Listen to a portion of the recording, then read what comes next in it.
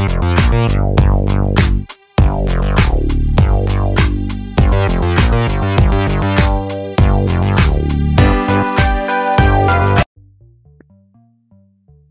hello family. It is your boy, Optimist Sniper. Bienvenue une fois de plus dans une nouvelle vidéo portant sur qu'est-ce qu'un marché en tendance.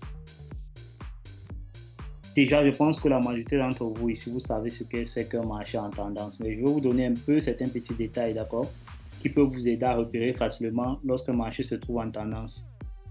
Déjà, au préalable, un marché en tendance, c'est un marché dans lequel le prix évolue généralement dans une seule direction. D'accord. Quand je parle d'une seule direction, ça veut dire quoi? Je vais vous expliquer. Il peut bien être vrai que le prix peut aller à l'encontre de la direction pendant qu'elle est en train de viser une direction, une grande direction, d'accord, dans les higher time frame. Mais si vous allez dans, par exemple, je vous prends un exemple. Si vous venez par exemple en daily time frame ici, si vous venez en daily time frame ici, là, clairement vous constatez que si on veut déterminer la tendance du daily time frame là maintenant, vous voyez, depuis le daily time frame, le prix est juste haussier, d'accord? Il est juste haussier. Vous voyez que le prix est quitté carrément d'ici à là. Si on veut même aller plus bas, le prix, vous voyez que le prix est quitté d'ici carrément jusqu'à là, d'accord? Mais une fois que le prix est quitté d'ici pour arriver là, il n'est pas juste allé, comme vous avez vu, j'ai placé ma montre là, d'accord? Le prix a fait quoi? Il a fait des hauts, il a fait des bas, il a fait des hauts, il a fait des bas, il a fait des hauts, il a fait des bas, d'accord? Le prix n'évolue jamais de façon directionnelle une fois comme ça, d'accord. Mais là, vous allez voir ça, en daily time frame, clairement, le prix est ici, clairement haussier. Mais si vous descendez en 4, vous allez voir que dans cette phase haussière-ci même seulement, il y avait aussi des phases baissières, ainsi de suite, au fur et à mesure que vous allez aller en lower time frame, d'accord. Donc, régulièrement, lorsque vous déterminez une tendance du daily time frame et qu'elle est haussière, lorsque vous voyez le week, par exemple, le 15 minutes être baissier, ça veut juste dire qu'il s'agit d'un léger retracement, d'accord, sont les phases de retracement parce que c'est ça, le prix évolue en expansion, retracement, d'accord. Ok, les tendances sont généralement indiquées par les hauts de plus en plus élevés, d'accord, ou par les bas de plus en plus élevés dans une tendance haussière, d'accord, et par des hauts de plus en plus bas dans une tendance baissière. Lorsqu'on négocie une stratégie basée juste sur les tendances, d'accord, une stratégie qui performe mieux dans les tendances, les traders choisissent généralement les principales devises ainsi que toutes les autres devises utilisées qui sont corrélées au dollar, d'accord, les paires majeures. Pourquoi? Parce que les paires majeures ont tendance à suivre une tendance et à être plus liquides que les autres paires de devises, d'accord. C'est pour ça que vous allez voir la majorité des traders du forex est en train de s'intéresser aux paires majeures. La liquidité est très importante dans les stratégies basées sur les tendances. Donc, plus une paire de devises est liquide, plus on peut s'attendre à des mouvements. Donc, une volatilité très importante. C'est pourquoi on se concentre sur les paires de devises majeures. Plus une devise présente de mouvements, plus le prix a des chances de se déplacer fortement dans une direction plutôt que de rebondir dans tous les sens. Plus il y a la liquidité. Outre l'observation de l'évolution des prix, vous pouvez également utiliser les outils techniques que vous avez appris vous allez utiliser plusieurs outils techniques, d'accord. Beaucoup d'entre vous utilisent les indicateurs.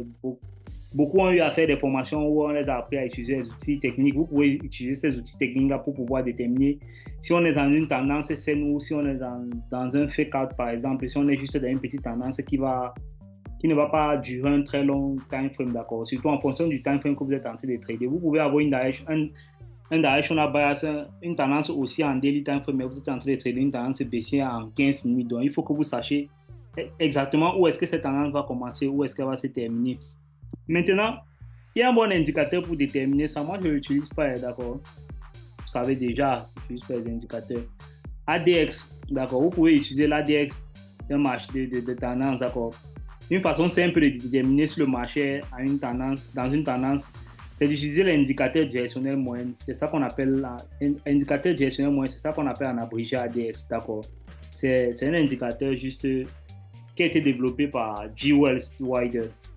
Cet indicateur utilise les valeurs allant de 0 à 100 pour déterminer si le prix évolue fortement dans une direction, c'est-à-dire dans une tendance claire, non, ou simplement elle est juste en train de faire un petit retracement en lower time frame, par exemple, dans les petits time frames avant de continuer la grande tendance, d'accord. Les valeurs, dans cet indicateur, les valeurs supérieures à 25 indiquent généralement que le prix suit une tendance ou est déjà dans une tendance très forte, d'accord. Plus le nombre est élevé, plus la tendance est forte. Donc, si elle va péter à 30, 35, 40, ainsi de suite, plus le nombre est élevé, plus la tendance est forte. Cependant, l'ADR, c'est un indicateur non directionnel, d'accord? Ce qui signifie qu'il n'indique qu'un chiffre positif, que le prix soit à la tendance à la hausse ou à la baisse, il va juste indiquer un chiffre positif, d'accord? OK. Maintenant, vous pouvez aussi utiliser les moyennes mobiles, d'accord? On ne va pas placer tous les indicateurs là. Je pense que pour ceux qui les utilisent, vous savez de quoi il s'agit, d'accord? Indicateur directionnel moyen. Donc, si vous venez plaquer là sur votre truc, vous allez voir là. Vous allez voir clairement ça là. Maintenant, vous pouvez aussi utiliser les moyennes mobiles. On a déjà eu à parler des moyennes mobiles ici. Vous pouvez utiliser les moyennes mobiles pour déterminer si un marché est en tendance, d'accord? Les moyennes mobiles. Vous pouvez aussi utiliser ça.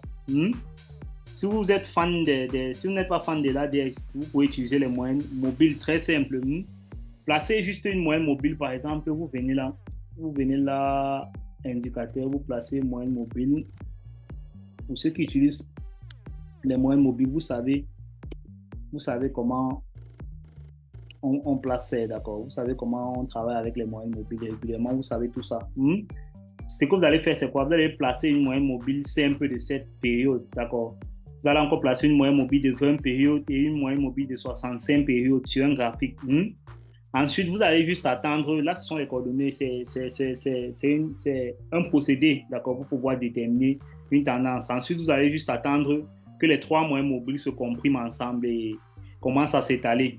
Si la moyenne mobile sur cette période s'étend au-dessus de la moyenne mobile sur 20 périodes, et que la moyenne mobile sur 20 périodes s'étend au-dessus de la moyenne mobile sur 65 périodes, alors vous allez simplement savoir que le prix est dans une tendance à la hausse. D'accord?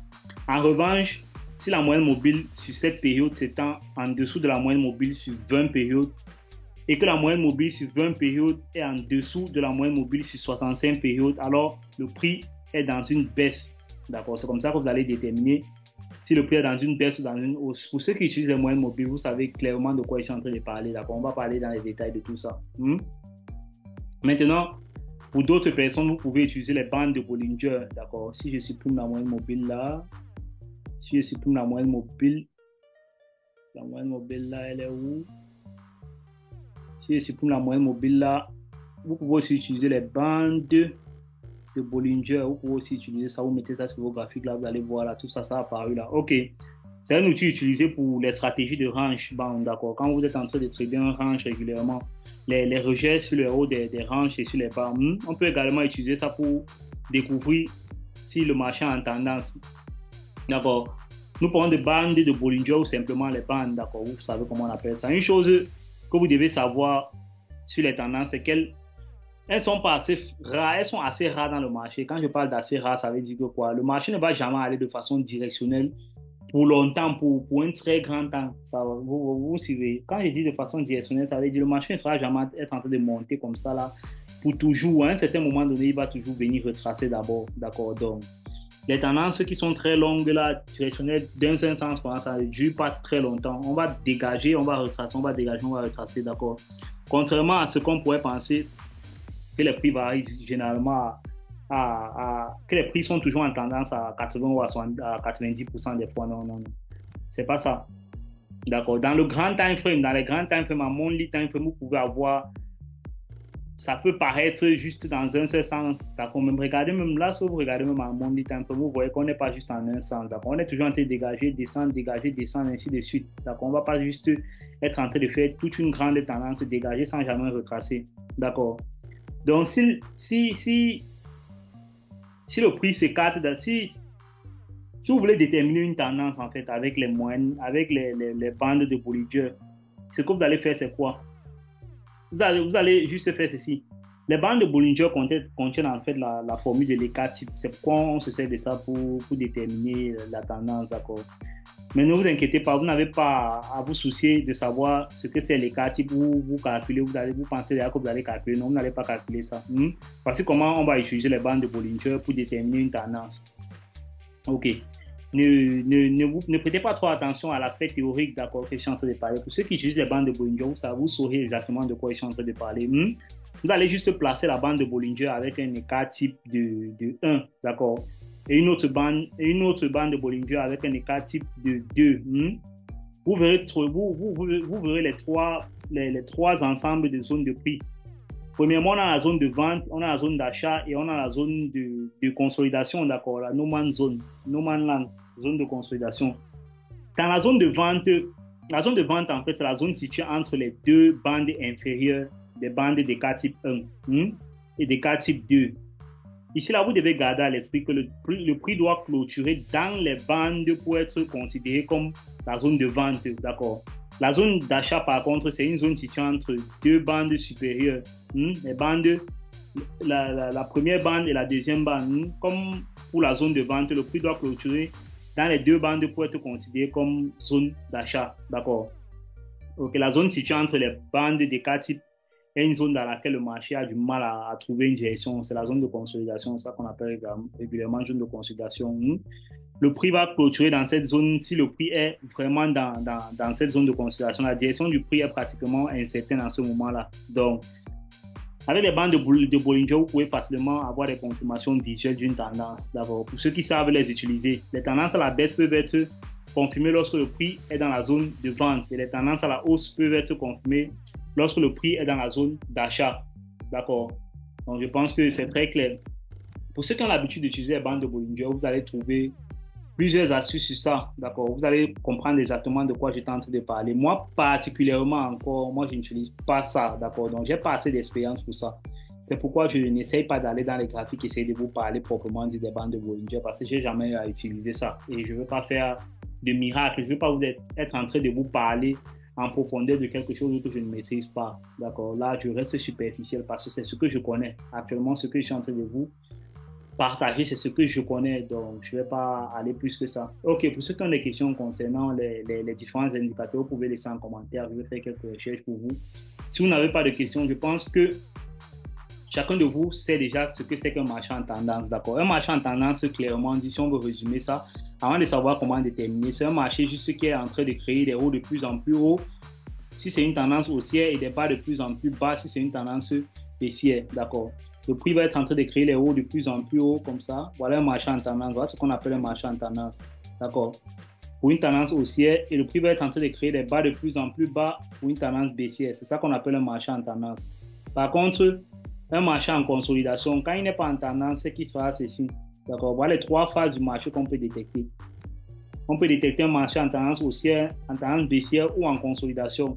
D'accord. Soit il est en tendance haussière, soit il est en tendance baissière, soit il est en consolidation. Donc, je pense que c'est très clair. Maintenant, comment les déterminer? On a eu à parler de certains indicateurs qui peuvent vous aider à déterminer ça pour ceux qui sont fans des indicateurs. Mais sinon, de façon basique, chacun d'entre vous peut déterminer, peut voir ça. D'accord. C'est visible dans le prix. Vous voyez clairement ici, le marché est en tendance haussière sur tout ce dégagement-ci.